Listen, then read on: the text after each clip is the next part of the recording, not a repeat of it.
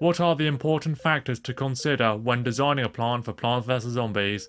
Its role, its stats, and its visual appearance. This video focuses on the latter. I've done the top 10 worst designed plants in Plants vs Zombies 2, so you may know which plants have no chance of making this list, looking at you, Puffball. To avoid the list being too repetitive, I've made a rule that only a maximum of 2 plants of a type, i.e. sunflowers, pea shooters, can make the list. I'm Golden Ninja Vlogspot. Before we get going, please hit the subscribe button, please hit the like button, and let's get to it.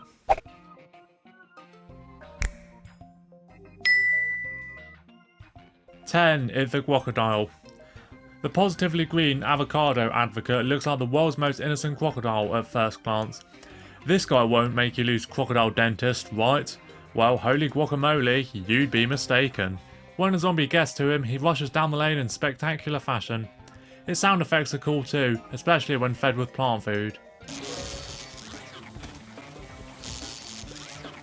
And I've always liked the way he opens his mouth and then has a slight delay before firing. He also has a shape similar to a boat, which is a nice touch in Big Wave Beach. Also, because he's quite long, he fits in well with a Google homepage background, so I used him on there for quite a while. Number 9, I've got Strawburst. Possibly a surprising pick, but they really made the most out of this guy's 3-stage growth cycle, which shows him getting progressively riper, starting off with a cutesy green guy, then a more expressive pink guy, then the Crimson Glory himself, the Force of Decimation.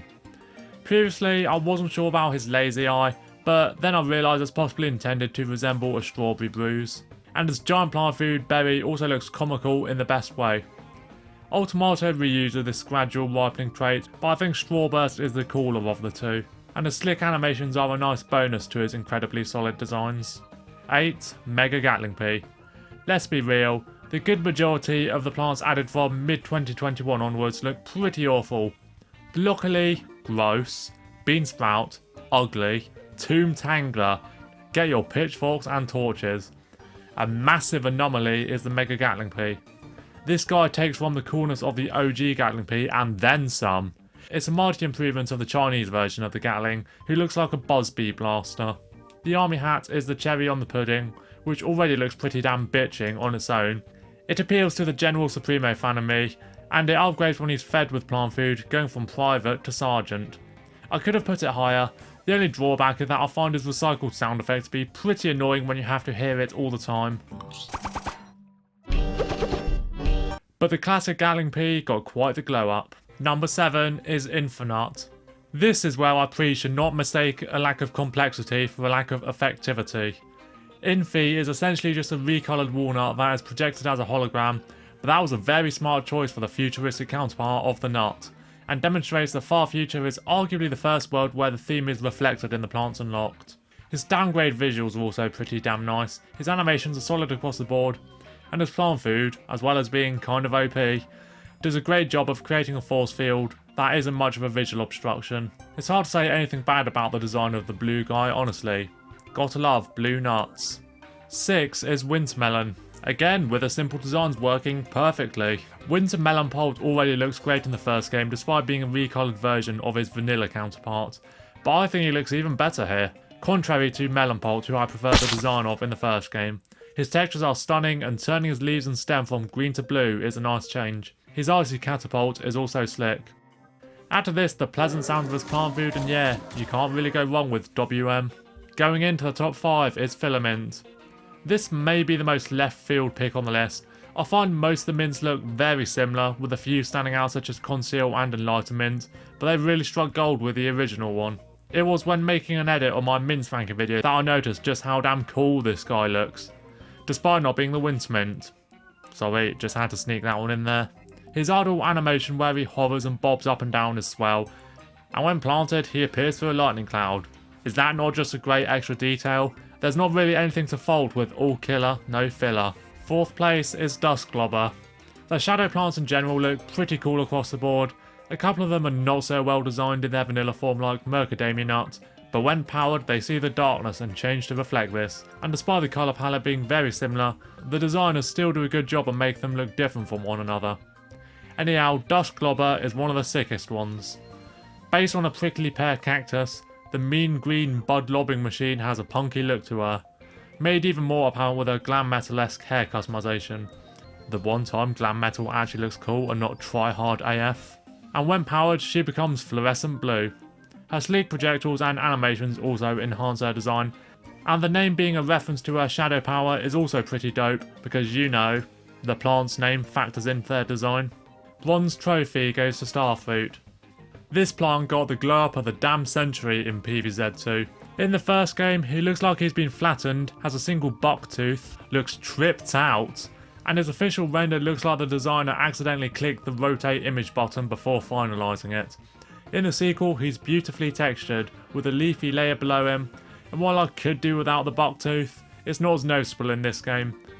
And once again, the animations are smoother than melted butter in a balloon.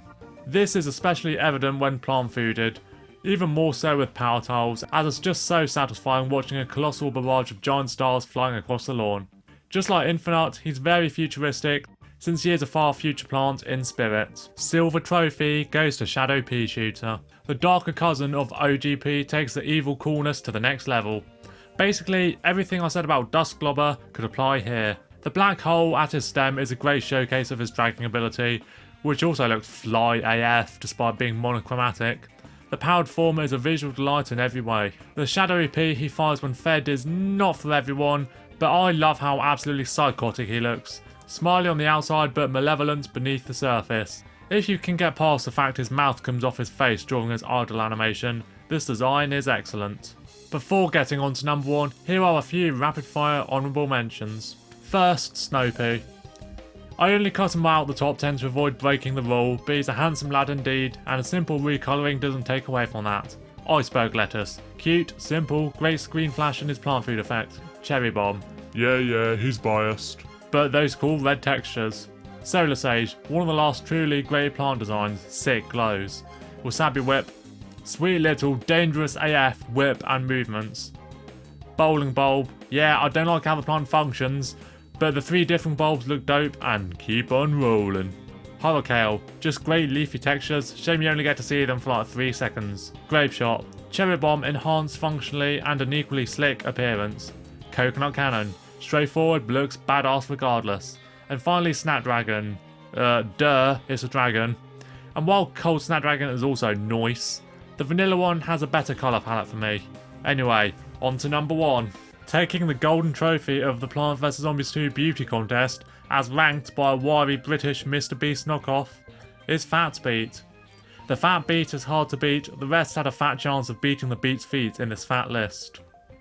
This placement is partially due to sentimental reasons, it's my mom's favourite plant in the game, but Mr Beetroot is the perfect shade of purple, and he had the rare trait of already wearing some form of clothing, that being a pair of headphones, or so it would seem. It's actually stems coming out of his head, giving him leafy buzz to jam out to Depeche Mode in. His animations are also top notch, with his attack almost being a byproduct of him just vibing to the music.